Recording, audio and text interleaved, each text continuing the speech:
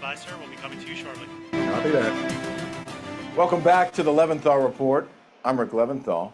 Another violent crime involving an illegal migrant reported in California, leading U.S. Customs and Border Protection agents to open fire on the illegal person, who they say struck two officers with a vehicle during a traffic stop over the weekend in San Bernardino. Correspondent Joe Moeller tells us local police located the illegal immigrant after the incident, but refused to arrest him because of California's sanctuary laws. It's not often we hear about federal agents opening fire on a suspect. This happened here in San Bernardino. That suspect was able to flee those federal officers after they opened fire and then came in contact with police, but police initially did not arrest them because they say they cannot do so under California law. What do you want? What do you want? No identification. This is video from Saturday morning. This happened in San Bernardino, about 60 miles east of Los Angeles. According to DHS, it was during a targeted enforcement operation when Customs and Border Protection officers were injured when a suspect refused to get out of his car, instead using that vehicle to drive straight at officers, hitting them. One of the officers then fired his weapon in self-defense. The suspect drove off and got away. San Bernardino police say the department got a call from that suspect who claimed masked men broke his window and shot at him. Police tell me after coming in contact with that suspect, they didn't arrest him as California law prohibits police from helping with immigration enforcement. Later Saturday afternoon, federal agents apparently located him again and asked police for help with crowd control when they tried to arrest the man who is now wanted for assaulting a federal officer as well. Well, the department tells me at this point it wasn't an immigration-related arrest and local police were able to help.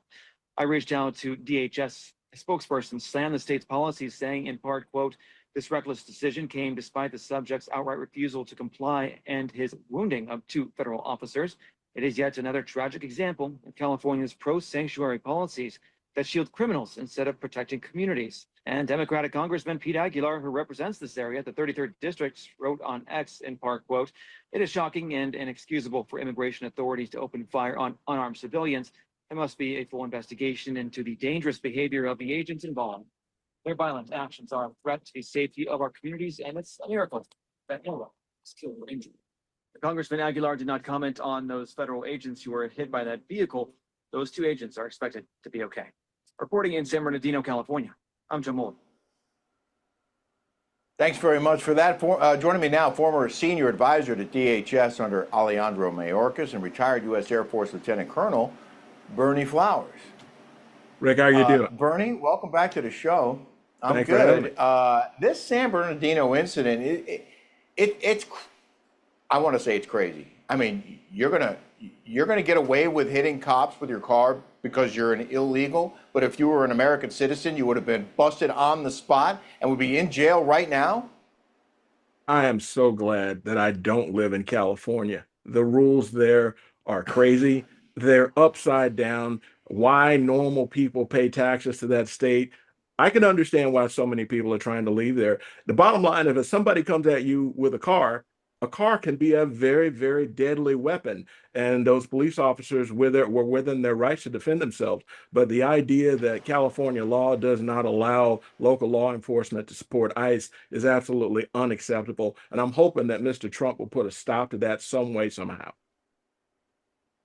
It just seems like such a disconnect. And I have to believe, because I worked with and around and law enforcement for many, many years. And these guys, for the most part, love their work, love protecting the public. And they must, this must drive them crazy in California that they can't enforce the law against someone who's here illegally simply because that person is here illegally. It just makes zero sense. And it's got to drive them just nuts.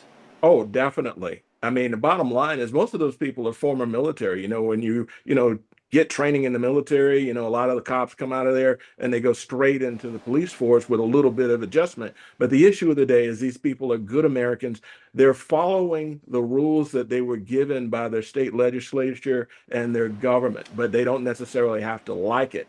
But the bottom line is that the people of California are going to have to make some changes because their state is falling apart. It's financially bankrupt, and it's full of illegal aliens, and we're trying to get those people out of there. But the issue today is you cannot come at somebody with a car and not expect to be dealt with. And so I applaud those ICE agents that fought back, and shame on the California justice system that allows for for the police officers to not be able to support the ICE agents. I'm hoping that can change very, very soon.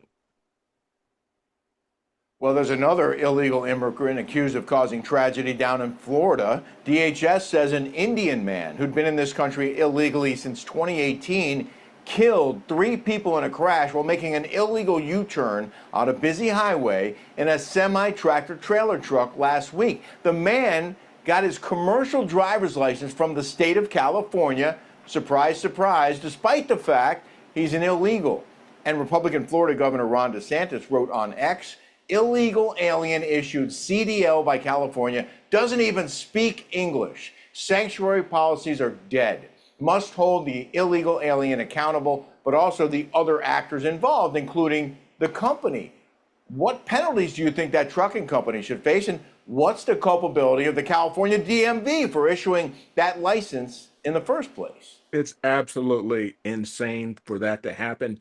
The scary part for me is that during the Biden administration, right around 2021, they were actually considering allowing Mexican drivers to come in here and not even have a CDL, to just drive straight into American roads, and that failed. But the bottom line is, I do believe that the California state is culpable because of their rules, and for someone to do that and kill people is absolutely unacceptable. We got to stop this and get a handle on this, because there are just too many people coming here from different countries with different cultures, as I mentioned before on my last iteration on your show. Yeah, Berney, we only got about a minute left, but I want to ask you about DHS recently publicly debunking the hoaxes surrounding alligator Alcatraz. They said the allegations claim illegal immigrants at the facility were denied attorney access. Another of the many false accusations. There were worms in food, they said, and wastewater on the floor. None of it apparently is true.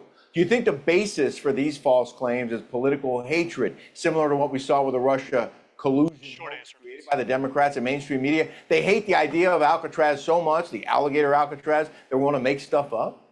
This is just straight up propaganda. I know the people over at DHS. I know the secretary. I know Secretary McLaughlin. These are good people trying to do a good job for America. So let them do their job and forget the propaganda.